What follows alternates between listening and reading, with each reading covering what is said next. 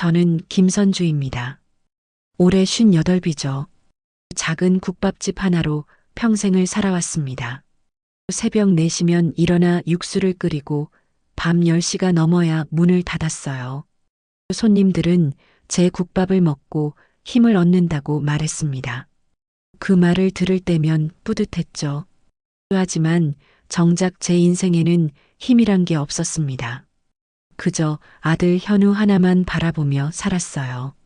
현우는 제 자랑이었습니다. 대학병원 의사가 됐으니까요. 제가 흘린 땀방울이 헛되지 않았다는 증거였죠. 그런 현우가 결혼을 한다고 했습니다. 상대는 재벌 2세라는 소연이었어요. 처음 소연을 만난 날을 잊을 수가 없습니다. 명품 가방을 들고 나타난 그녀는 제 가게를 둘러보더니 미소를 지었어요. 어머님, 정말 정겨운 곳이네요. 그 말이 진심인지 아닌지는 알 수 없었습니다. 하지만 저는 믿고 싶었어요.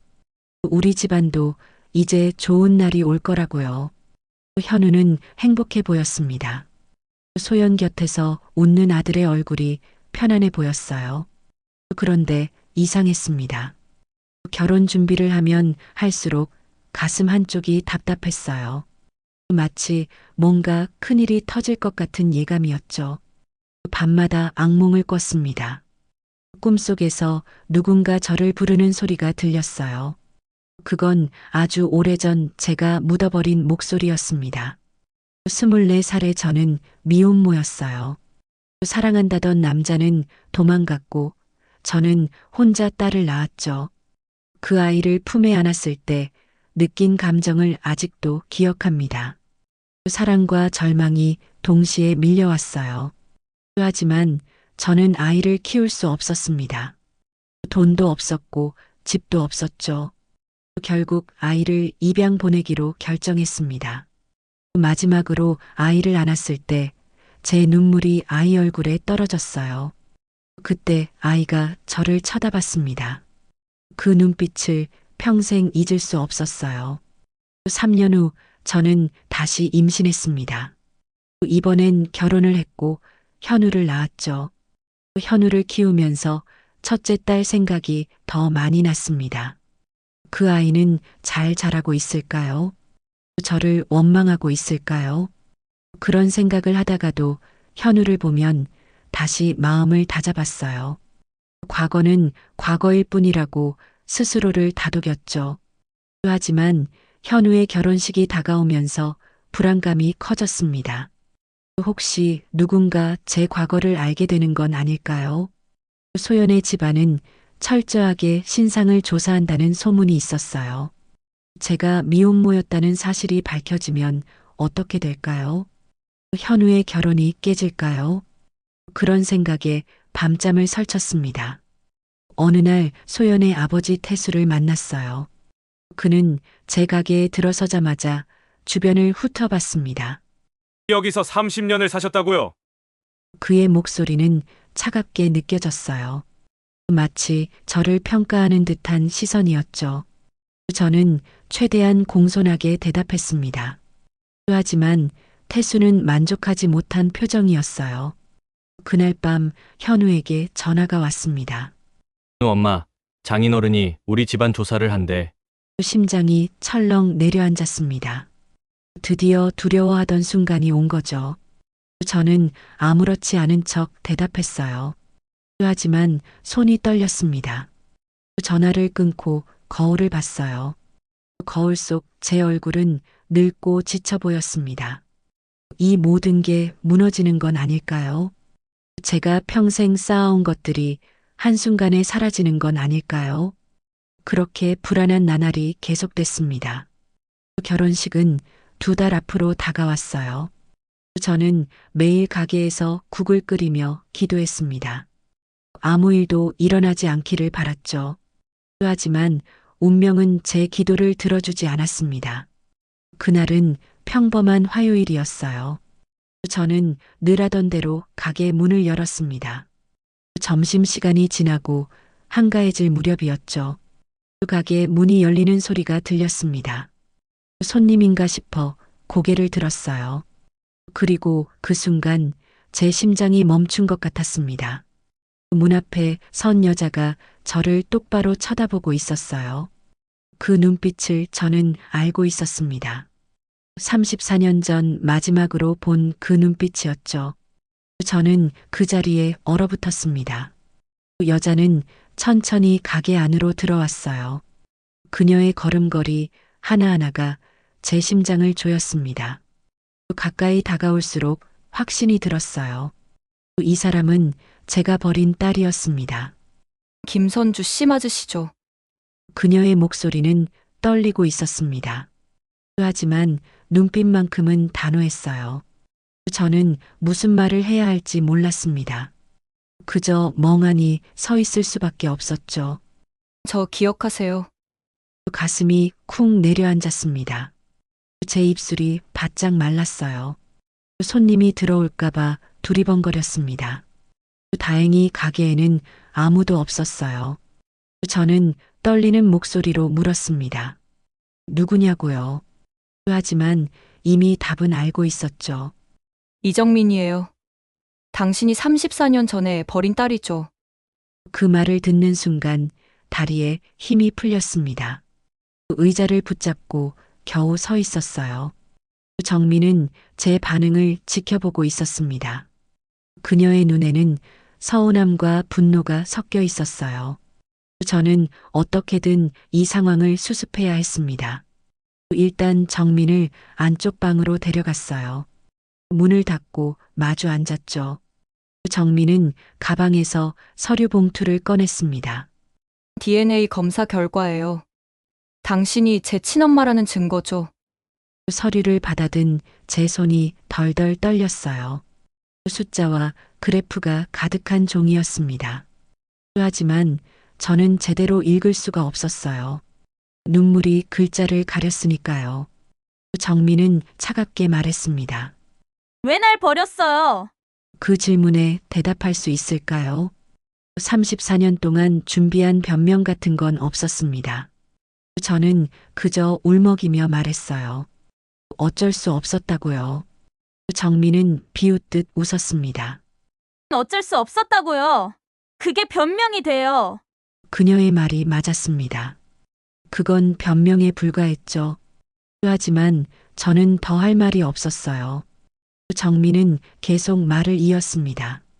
자신이 미국에서 어떻게 자랐는지 말했어요. 양부모는 좋은 사람들이었다고 했습니다. 하지만 평생 친엄마를 그리워했다고요. 그 말을 들으니 죄책감이 밀려왔습니다. 제가 행복하게 살아온 34년 동안 정민은 외로웠던 거죠. 저는 울면서 사과했습니다. 하지만 정민은 제 사과를 받지 않았어요. 기정민 이제 와서 미안하다고 하면 뭐해요? 맞는 말이었습니다. 이미 지나간 시간은 돌아오지 않으니까요. 정민은 자리에서 일어났습니다. 가는 건가 싶었어요. 하지만 정민은 문 앞에서 돌아섰습니다. 다시 올 거예요. 차주요. 그 말이 협박처럼 들렸습니다. 정민이 나가고 저는 한동안 그 자리에 앉아 있었어요. 머릿속이 복잡했습니다. 이제 어떻게 해야 할까요? 현우에게 말해야 할까요? 아니면 계속 숨겨야 할까요? 그런데 정민이 다시 온다면요? 언젠가는 들킬 수밖에 없을 겁니다. 저는 밤새 고민했어요. 결론은 하나였습니다. 현우에게는 절대 말하지 않기로요. 정민을 설득해서 조용히 돌려보내야 했습니다. 며칠 후 정민이 다시 가게에 나타났어요. 이번에는 점심시간이었습니다. 손님들이 가득한 시간이었죠. 정민은 자연스럽게 자리에 앉아 국밥을 주문했어요. 저는 당황했지만 티를 낼 수 없었습니다. 국밥을 내오며 작은 목소리로 말했어요. 나중에 따로 얘기하자고요. 하지만 정민은 대답하지 않았습니다. 그저 국밥을 먹을 뿐이었어요. 그날 이후로 정민은 자주 가게에 왔습니다. 정민의 방문이 일상이 되어갔습니다. 일주일에 서너 번은 꼭 가게에 왔어요. 저는 그녀를 멀리해야 한다고 생각했습니다. 하지만 마음 한편으로는 보고 싶었어요. 34년 만에 만난 딸이었으니까요. 정민은 가게에 오면 혼자 조용히 식사를 했습니다. 때로는 책을 읽기도 했죠. 저는 멀리서 그녀를 지켜봤어요. 밥을 먹는 모습, 물을 마시는 모습까지요. 모든 게 낯설면서도 익숙했습니다. 어느 날 현우가 가게에 들렀어요. 병원 일이 일찍 끝났다며 들른 거죠. 그런데 하필 그날 정민도 와 있었습니다. 현우가 가게 문을 열고 들어섰어요. 저는 심장이 쿵 내려앉았습니다. 두 사람이 마주치면 안 됐어요. 하지만 이미 늦었습니다. 현우가 정민을 봤어요. 정민도 현우를 쳐다봤죠. 그 순간 공기가 멈춘 것 같았습니다. 현우가 먼저 인사를 건넸어요. 안녕하세요. 여기 단골이신가 봐요. 정민은 잠깐 망설이다가 대답했습니다. 네. 자주 오는 편이에요. 저는 급히 끼어들었어요. 현우에게 빨리 앉으라고 말했습니다. 하지만 현우는 정민에게 관심이 있는 듯 했어요. 여기 국밥 맛있죠? 우리 엄마가 30년 동안 하신 거예요. 정민의 표정이 미묘하게 변했습니다. 그녀는 저를 슬쩍 쳐다봤어요. 저는 눈빛으로 애원했습니다. 제발 아무 말도 하지 말라고요. 정민은 고개를 끄덕이더니 자리에서 일어났습니다. 잘 먹었어요. 다음에 또 올게요. 그리고 가게를 나갔어요. 현우는 정민의 뒷모습을 물끄러미 바라봤습니다. 엄마, 저분 누구예요? 처음 보는 것 같은데. 저는 최대한 태연하게 대답했어요. 그냥 손님이라고요. 하지만 목소리가 떨렸습니다. 현우는 의심스러운 표정을 지었어요. 하지만 더 묻지는 않았습니다. 그날 밤 정민에게서 문자가 왔어요. 아들이 잘생겼다는 내용이었습니다. 그 문자를 보고 식은땀이 났어요. 혹시 정민이 현우에게 관심을 가진 건 아닐까요? 그건 절대 있어서는 안 될 일이었습니다. 저는 급히 정민에게 전화를 걸었어요. 만나자고 했죠. 다음 날 저녁 정민과 근처 공원에서 만났습니다. 저는 단도직입적으로 물었어요. 현우에게 관심 있냐고요. 정민은 피식 웃었습니다. 왜요? 그러면 안 돼요. 제 얼굴이 하얗게 질렸어요. 정민은 심각한 표정으로 말했습니다. 그 사람 제 동생인 거 알아요. 걱정 마세요. 하지만 그녀의 눈빛이 흔들렸습니다. 무언가 숨기고 있는 것 같았어요. 저는 단호하게 말했습니다. 현우는 곧 결혼한다고요. 정민의 표정이 굳었어요. 결혼이요? 저는 고개를 끄덕였습니다. 정민은 한참 말이 없었어요. 그리고 조용히 물었습니다. 상대는 누구예요? 저는 소연 이야기를 했습니다. 재벌 2세라는 것도 말했죠. 정민은 씁쓸하게 웃었어요. 좋은 집안이네요. 축하해요. 하지만 그 말투에는 가시가 있었습니다. 저는 정민에게 부탁했어요. 결혼식까지만 조용히 있어 달라고요. 정민은 대답하지 않았습니다. 그냥 일어나서 가버렸어요. 며칠 후 또다시 문제가 생겼습니다. 현우가 정민과 우연히 마주친 거예요. 병원 근처 카페에서였다고 했습니다. 현우는 신이 나서 말했어요.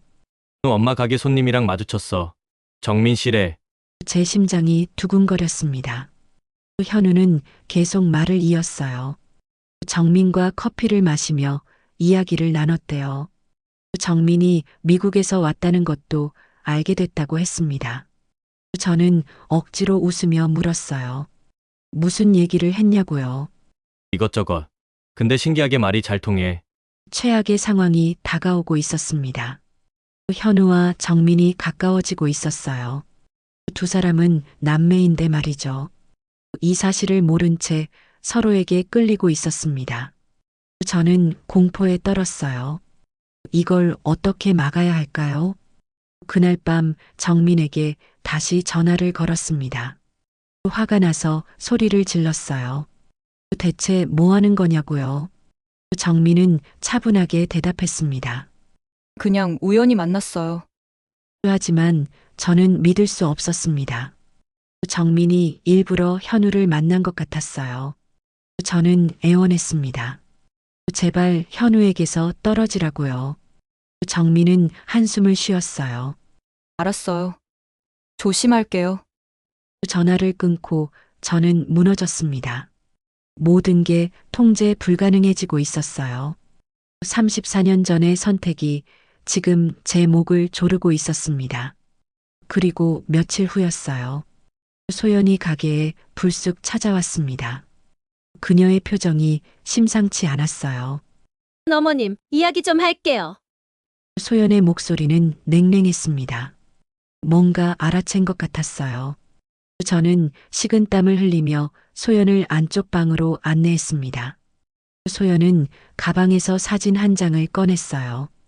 현우와 정민이 카페에서 웃고 있는 사진이었습니다. 이 여자 누구예요? 제 머릿속이 하얗게 변했습니다. 이제 모든 게 끝난 것 같았어요. 소연의 눈빛이 날카로웠습니다. 저는 어떻게든 상황을 모면해야 했어요. 그냥 손님이라고 말했습니다. 하지만 소연은 믿지 않았어요. 거짓말 마세요. 제가 다 조사했어요. 소연은 더 많은 사진을 꺼냈습니다. 현우와 정민이 여러 번 만난 증거들이었어요. 소연은 냉정하게 말했습니다. 이 여자 정체가 뭐예요? 현우 오빠를 노리는 거죠. 저는 부인했습니다. 하지만 소연은 계속 몰아붙였어요. 제가 뭔가 숨기고 있다는 걸 확신하는 것 같았습니다. 어머님이 이 여자 알고 계시죠? 저는 고개를 저었어요. 하지만 목소리가 떨렸습니다. 소연은 비웃듯 웃었어요. 제 사람을 시켜서 조사할 거예요. 숨길 수 없을 거예요. 소연이 나가고 저는 주저앉았습니다. 이제 정말 모든 게 들통날 거예요. 소연이 조사를 시작하면 정민의 정체가 밝혀질 겁니다. 제가 과거에 미혼모였다는 것도요. 저는 급히 정민에게 연락했어요. 만나서 이야기해야 한다고 했죠. 정민은 다음 날 가게로 왔습니다. 저는 상황을 설명했어요. 소연이 조사를 시작했다고요. 정민은 담담하게 대답했습니다. 그럼 이제 현우도 알게 되겠네요. 저는 정민의 팔을 붙잡았어요. 제발 한국을 떠나달라고 애원했습니다. 정민은 제 손을 뿌리쳤어요. 또 저를 버리려는 거예요. 그 말에 가슴이 찢어지는 것 같았습니다. 하지만 저는 어쩔 수 없었어요. 현우의 행복을 지켜야 했으니까요. 정민은 눈물을 글썽이며 말했습니다. 디정민 전 그냥 엄마가 필요했어요. 그게 그렇게 큰 죄예요. 저도 울음이 터졌습니다.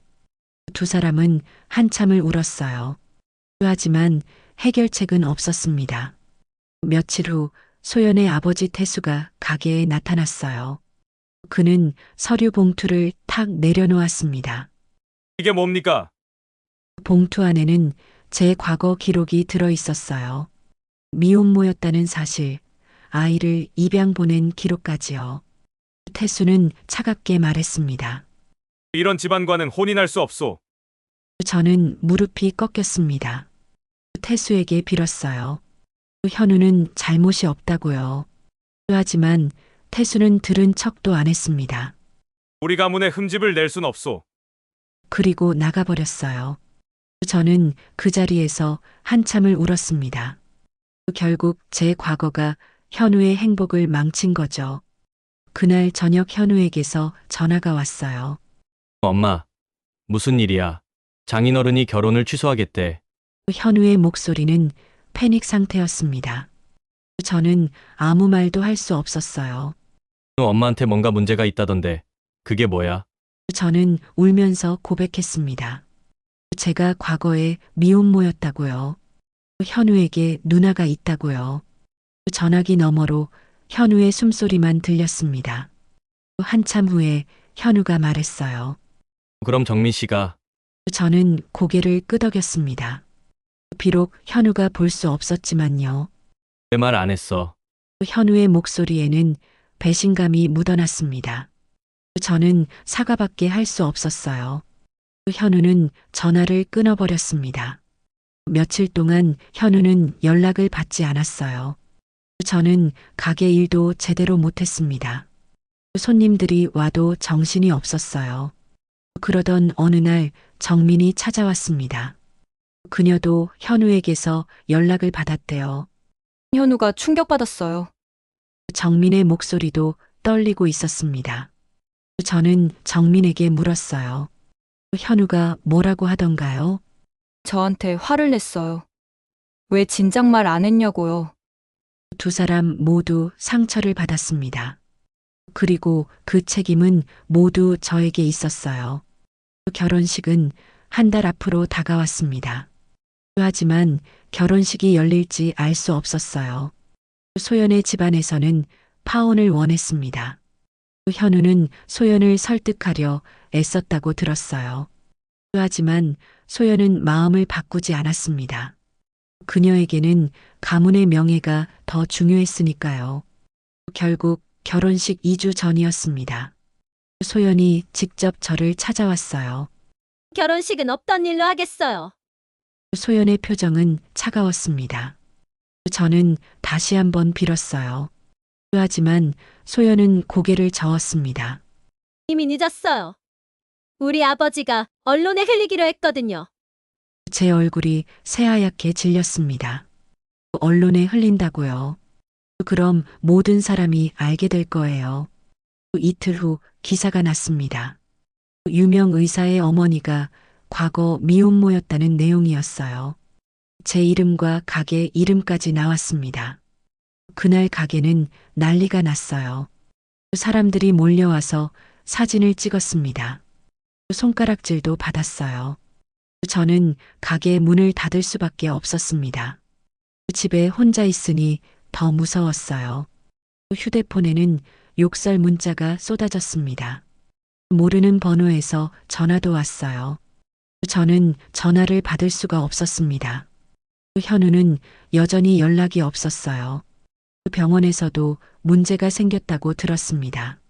환자들이 현우의 진료를 거부했대요. 제 잘못 때문에 아들의 인생이 망가지고 있었습니다. 그때 정민이 찾아왔어요.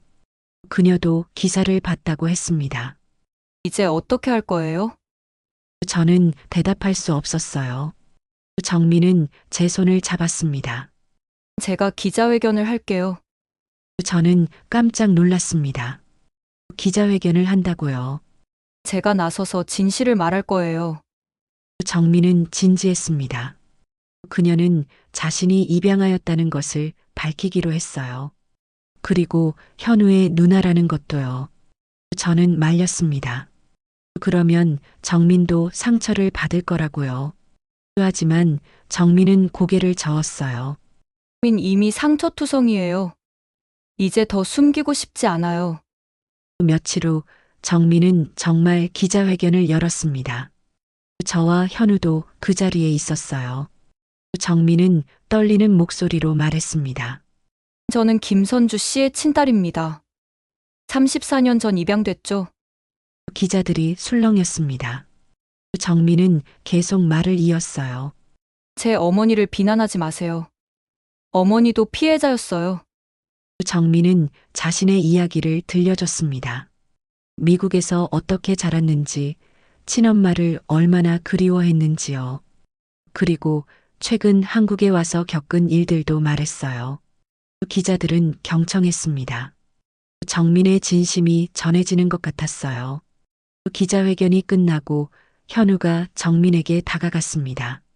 두 사람은 처음으로 남매로서 마주 섰어요. 누나, 미안해요. 현우의 목소리가 떨렸습니다. 정민도 눈물을 흘렸어요. 아니야. 내가 미안해. 두 사람은 껴안았습니다. 저는 그 모습을 보며 울었어요. 34년 만에 제 두 아이가 만난 거죠. 하지만 문제는 아직 끝나지 않았습니다. 소연의 아버지 태수가 가만히 있지 않았어요. 그는 더 악랄한 기사를 흘렸습니다. 이번에는 정민과 현우의 관계를 왜곡했어요. 두 사람이 남매인 줄 모르고 만났다는 내용이었죠. 마치 비정상적인 관계처럼 몰아갔습니다. 여론은 더욱 나빠졌어요. 사람들은 우리 가족을 괴물 취급했습니다. 현우는 병원에서 휴직 처분을 받았어요. 정민도 거리를 다닐 수 없게 됐죠. 저희 가족은 집에 틀어박혔습니다. 그때 뜻밖의 일이 일어났어요. 소연이 저희를 찾아온 겁니다. 그녀의 표정은 전과 달랐어요. 죄송해요. 제가 아버지를 막지 못했어요. 소연은 울고 있었습니다. 그녀는 아버지의 행동을 알게 된 후 충격을 받았대요. 아버지가 너무 심하게 나갔어요. 소연은 더 놀라운 말을 했습니다. 사실 우리 집안에도 비밀이 있어요. 소연의 아버지 태수에게도 숨겨진 과거가 있었대요. 그는 젊었을 때 사업 과정에서 불법을 저질렀다고 했습니다. 소연은 그 증거를 가지고 있었어요. 이걸 언론에 공개할게요. 저는 놀랐습니다. 소연이 친아버지를 고발하겠다는 거였어요. 소연아, 그럴 필요 없어. 현우가 말렸습니다. 하지만 소연은 단호했어요. 아니에요. 이건 제가 해야 할 일이에요. 소연은 정말 아버지의 비리를 폭로했습니다. 며칠 후 태수는 구속됐어요.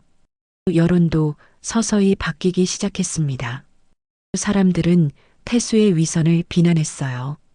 그리고 우리 가족에게 동정적으로 변했죠.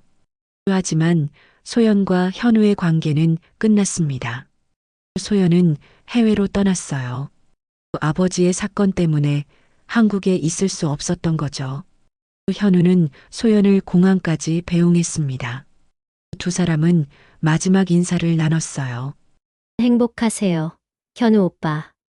소연의 눈에는 눈물이 고여 있었습니다. 너도 행복해. 현우도 울고 있었어요. 사랑했지만 함께할 수 없는 두 사람이었습니다. 소연이 떠나고 우리 가족은 다시 일상으로 돌아갔어요. 하지만 예전과는 달랐습니다. 이제는 숨길 게 없었으니까요. 한 달이 지났습니다. 저는 가게 문을 다시 열었어요. 처음엔 손님이 없었습니다. 사람들이 여전히 저를 피하는 것 같았어요. 하지만 며칠 후 단골 손님 한 분이 오셨습니다. 그분은 아무 말 없이 국밥을 주문했어요. 그리고 맛있게 드셨죠. 다음 날 또 다른 손님이 왔습니다. 조금씩 사람들이 돌아오기 시작했어요. 어느 날 한 손님이 말했습니다. 사장님도 힘들었겠다고요. 그 말에 눈물이 났습니다. 누군가 제 마음을 이해해 준다는 게 감사했어요. 현우는 병원으로 복귀했습니다. 처음엔 힘들었지만 차츰 적응해 갔어요. 환자들도 다시 현우를 찾기 시작했습니다. 정민은 한국에 남기로 결정했어요. 미국으로 돌아갈 수도 있었지만 남았죠. 가족과 함께 있고 싶다고 했습니다. 정민은 가게 일을 도와주기 시작했어요. 처음엔 서툴렀습니다. 하지만 금방 익혔죠. 저는 정민에게 국밥 만드는 법을 가르쳐 줬습니다. 34년 만에 딸에게 뭔가를 가르쳐 주는 거였어요. 그 시간이 너무 소중했습니다. 어느 주말 저희 셋은 함께 외출했어요. 평범한 가족처럼 공원을 산책했습니다. 사람들이 저희를 쳐다봤어요. 아직도 저희를 알아보는 사람들이 있었죠. 하지만 신경 쓰지 않았습니다. 저는 두 아이의 손을 잡았어요. 왼손에는 현우, 오른손에는 정민이었습니다. 이런 날이 올 거라고 상상이나 했을까요? 34년 전 딸을 보낼 때만 해도 생각지 못했습니다. 공원 벤치에 앉아 쉬었어요. 현우가 커피를 사러 갔습니다. 저와 정민만 남았죠. 정민이 조용히 말했습니다. 엄마, 이제 편하세요. 정민이 저를 엄마라고 불렀습니다. 처음으로요. 저는 정민의 손을 꼭 잡았어요. 그리고 대답했습니다. 네, 이제 편해요. 정민도 제 손을 꼭 잡아줬습니다. 두 사람은 말없이 앉아 있었어요. 현우가 커피를 들고 돌아왔습니다. 뭐, 그렇게 진지해요. 저희는 웃었습니다. 정말 오랜만에 마음 편하게 웃었어요. 저녁 때 집에 돌아와 함께 식사를 했습니다. 작은 식탁이었지만 셋이 앉기엔 충분했어요. 정민이 만든 반찬도 있었습니다. 맛이 서툴렀지만 맛있었어요. 현우는 농담을 했고 정민은 웃었습니다. 저는 두 아이를 바라봤어요. 가슴이 벅차올랐습니다. 이게 가족이구나 싶었죠. 완벽하지 않지만 진짜 가족이었습니다. 식사 후 설거지를 함께 했어요. 정민이 설거지를, 현우가 그릇을 닦았습니다. 저는 옆에서 지켜봤어요. 두 아이가 장난치며 웃고 있었습니다. 이런 평범한 순간이 가장 소중했어요. 밤이 되어 정민이 집으로 돌아갔습니다. 정민은 근처에 작은 원룸을 얻었거든요. 문 앞에서 정민을 배웅했어요. 내일 가게에서 봐요, 엄마. 또다시 엄마라는 호칭을 들었습니다. 아직도 익숙하지 않았지만 기뻤어요. 정민이 떠나고 현우와 둘이 남았습니다. 현우가 말했어요. 엄마, 이제 괜찮아요. 저는 현우를 안았습니다. 아들의 품이 따뜻했어요. 현우도 저를 꼭 안아줬습니다. 사랑해요. 엄마, 저도 사랑한다고 말했어요. 그날 밤 저는 오랜만에 편히 잤습니다. 악몽도 없었어요. 다음 날 아침 가게로 출근했습니다. 정민이 벌써 와서 준비를 하고 있었어요. 육수를 끓이고 재료를 손질하는 모습이 제법 익숙해 보였죠. 저는 정민 옆에 섰습니다. 그리고 함께 일을 시작했어요. 손님들이 하나둘 들어왔습니다. 어떤 손님은 정민을 보고 물었어요. 새로 오신 분이냐고요. 저는 대답했습니다. 제 딸이라고요. 그 말을 하니 가슴이 뭉클했습니다. 손님은 밝게 웃으며 축하한다고 했어요. 점심시간이 끝나고 한가해졌습니다. 정민과 저는 함께 앉아 국밥을 먹었어요. 34년 전 이별 이후 처음으로 함께한 식사였습니다. 말은 많지 않았어요. 하지만 편안했습니다. 저는 정민을 바라봤어요. 그리고 생각했습니다. 이제 우리는 진짜 가족이구나. 상처투성이지만 진실한 가족이요. 더 이상 숨길 것도 두려울 것도 없었습니다. 그저 하루하루를 함께 살아가면 됐어요. 그것만으로도 충분했습니다. 저녁 때 현우가 가게에 들렀어요. 셋이서 함께 마무리 정리를 했습니다. 가게 문을 닫고 나오는데 하늘에 별이 보였어요. 맑은 가을밤이었습니다. 저는 두 아이를 바라봤어요. 현우는 오른쪽에, 정민은 왼쪽에 서 있었습니다. 저희는 천천히 걸었어요. 어디론가 급하게 갈 필요가 없었습니다. 그저 함께 걷는 것만으로도 행복했으니까요. 34년이 걸렸습니다. 이 순간을 맞이하기까지 말이에요. 하지만 후회는 없었습니다. 비록 먼 길을 돌아왔지만 결국 함께하게 됐으니까요. 저는 조용히 중얼거렸습니다. 고맙다고요. 두 아이에게, 그리고 이 순간에게 말이에요.